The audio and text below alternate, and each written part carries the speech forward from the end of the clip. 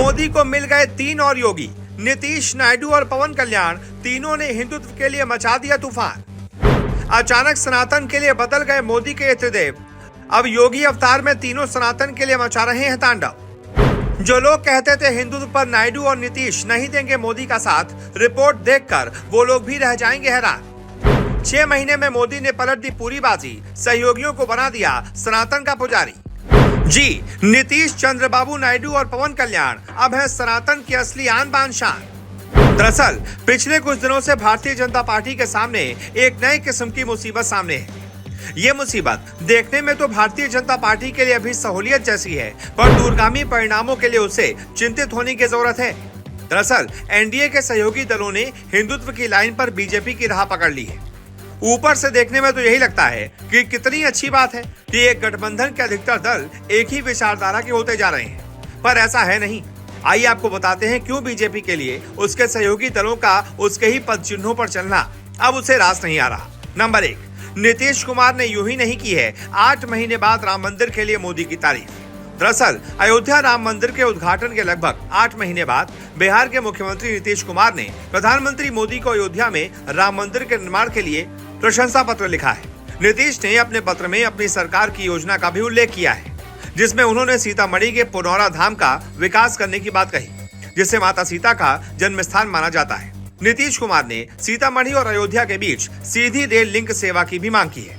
अब खबर आ रही है बिहार भाजपा में नीतीश कुमार के इस कदम से आशंका पैदा हो गई है। भाजपा नेताओं को लगता है कि नीतीश कुमार और उनकी पार्टी जेडीयू ने लोकसभा चुनाव में बीजेपी के हिंदुत्व के बल पर ही अप्रत्याशित लाभ हासिल किया था।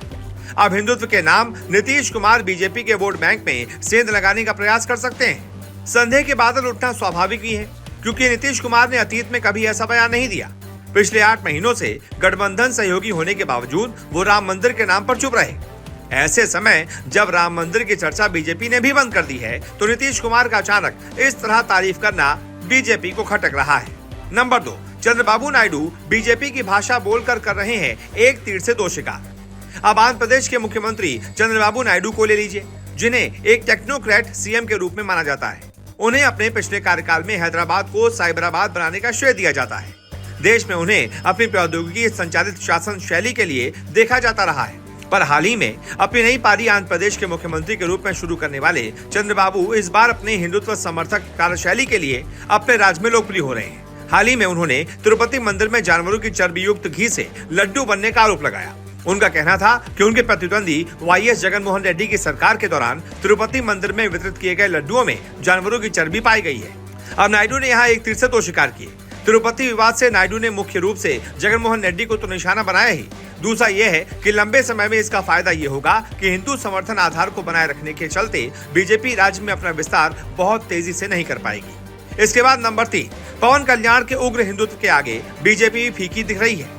वहीं हिंदुओं के मुद्दे पर तिरुपति बालाजी लड्डू स्कैम के पहले भी पवन कल्याण अपना रौद्र रूप दिखाते रहे हैं, पर तिरुपति प्रसादम में जानवरों की चर्बी वाले तेल के मिलावट के मुद्दे पर वो एनडीए के अपने साथियों से अधिक मुखर नजर आ रहे हैं। शुद्ध शब्दों में कहा जाए तो इस मुद्दे पर लाइमलाइट पवन कल्याण ही बटोर रहे हैं। पवन कल्याण की जनसेना पार्टी आंध्र प्रदेश सरकार में टीडीपी के छोटे भाई के रूप में है।